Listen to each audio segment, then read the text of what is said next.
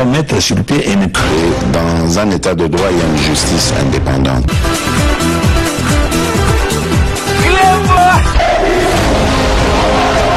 Ce n'est pas pour rien qu'il faut des conseils.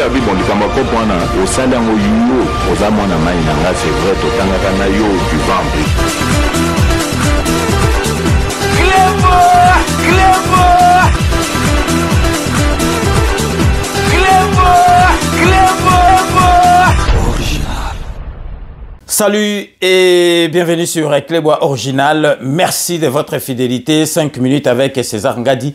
Tout le monde est d'accord et il en restera ainsi pendant très longtemps. 5 minutes Nabiso ya lelo nakati ya édition spéciale Tokolobela. Visite Oyo Kamere Azaliko Sala na Bukavu. Kamere Boyebi nakati ya gouvernement ya Sama Lukonde 2 Azali vice-premier ministre, ministre ya économie nationale Azali nakati ya Bukavu. Boyebi ke côté ba est kuna Kamera Kangama Solo. Boyebi ke Kamere na côté est Azali vraiment na Lupemba na côté wana tout le monde est d'accord. Kamere akomaki kuna abetaki meeting moko kuna na kati ya bandeko na ye.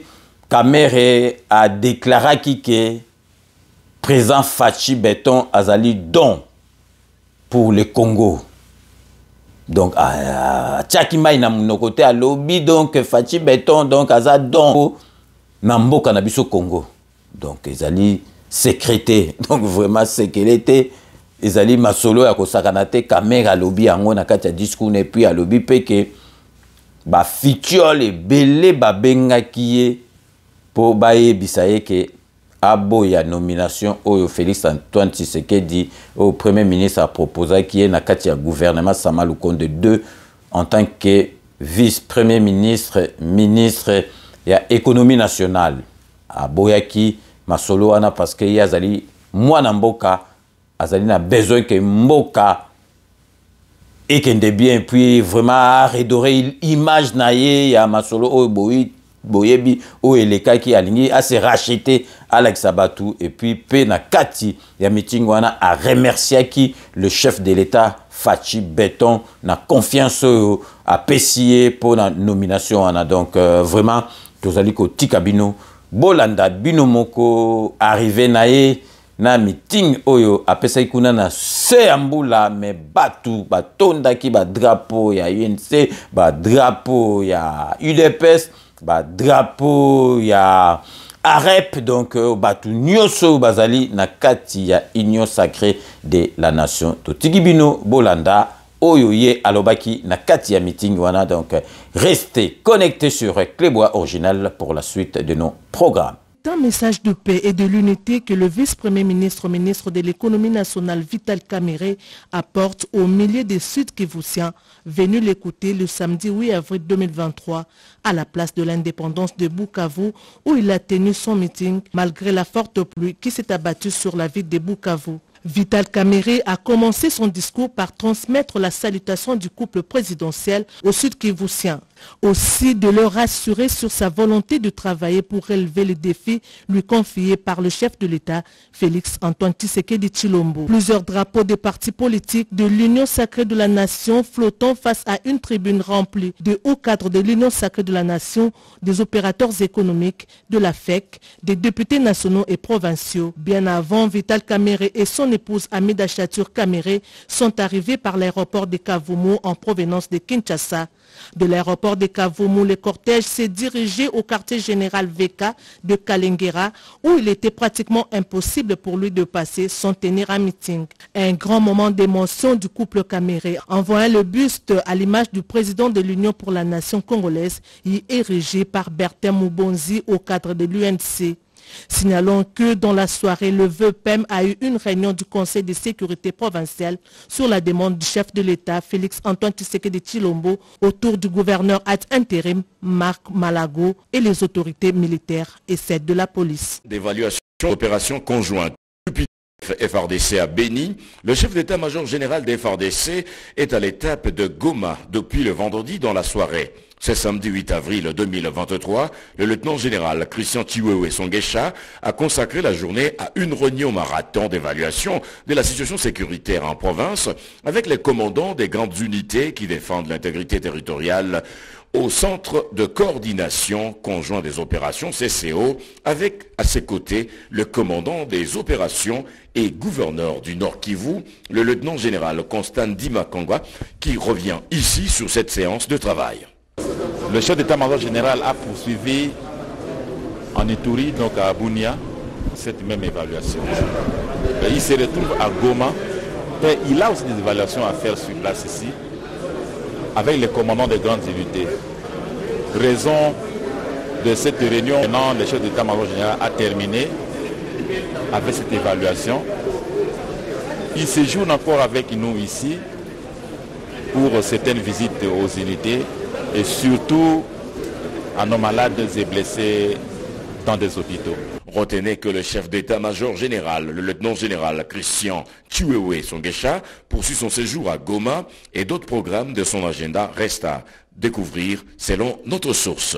Libération conditionnelle des 131 prisonniers. Faisant une pierre deux coups, Rose Mutombo, ministre d'État, ministre de la Justice, a remis à titre personnel plus de 1000 matelas aux pensionnaires de la prison de Makala. Ce qui a commencé aujourd'hui va continuer jusqu'à la semaine prochaine, puisqu'avec l'inspection qui a été faite par le service pénitentiaire au niveau de la prison, on a découvert des anomalies, détenus qui sont en prison alors que leur peine est déjà terminée. C'est pourquoi j'attire l'attention des magistrats pour qu'ils fassent très attention pour la gestion des détenus en détention au niveau de nos prisons. Elle a par ailleurs signifié que l'amélioration des conditions des détenus était une obligation. Au nom de tous les personnels de la prison centrale de Makala, le directeur de cet établissement, Joseph Youssoufou, a salué ces gestes qui s'ajoutent à l'inauguration du pavillon 7, réhabilité par Congo Immobilier Konimo en sigle, destiné aux détenus malades. En effet, l'inauguration du pavillon 7 entre dans le cadre de programmes d'urgence de 100 premiers jours du président de la République et surtout au regard du contrat conclu en mai 2019 entre le gouvernement congolais et la société Konimo qui prévoyait la réhabilitation des bâtiments et pavillons de la prison centrale de Makala. Le directeur de la prison centrale de Makala a demandé aux responsables de la société Konimo de bien vouloir revoir leur système de distribution d'eau et d'électricité car c'est pratiquement le même problème dans presque tous les pavillons réhabilités.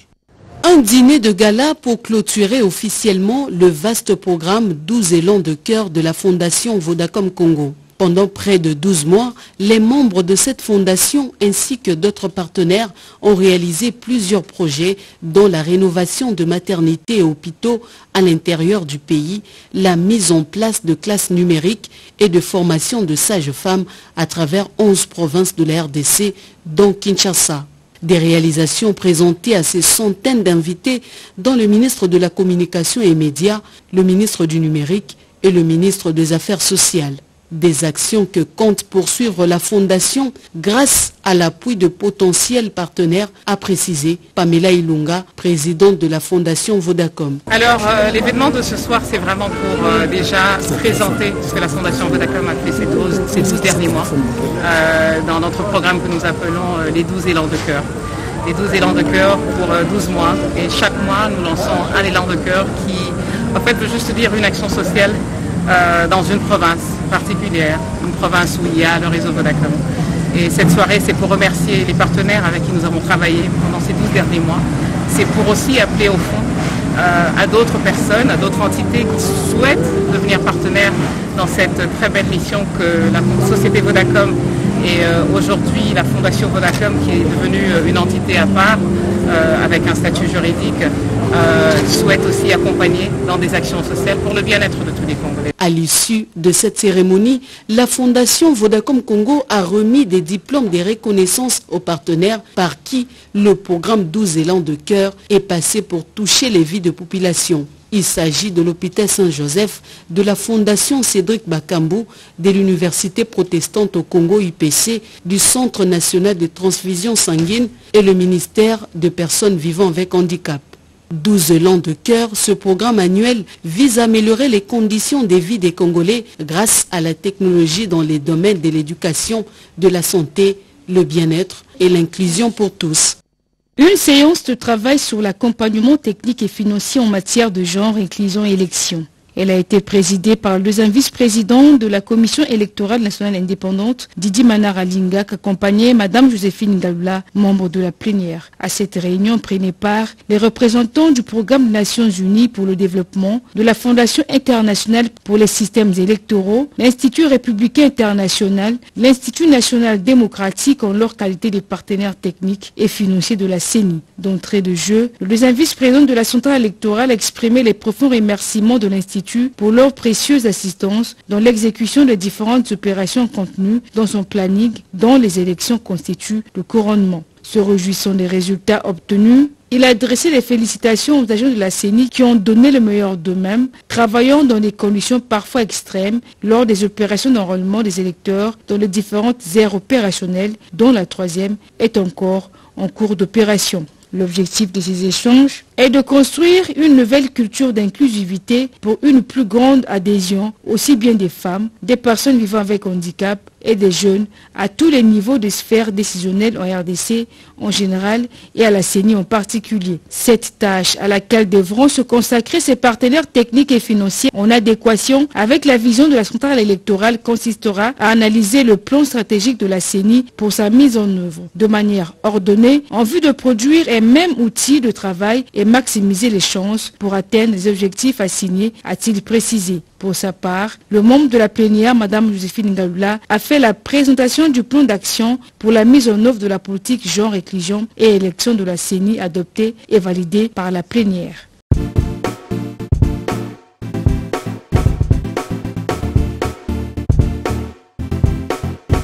On doit mettre sur pied une créer dans un état de droit et une justice indépendante.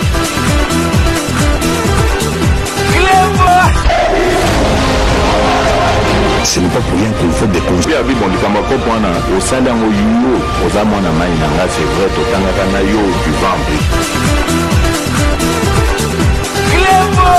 Clément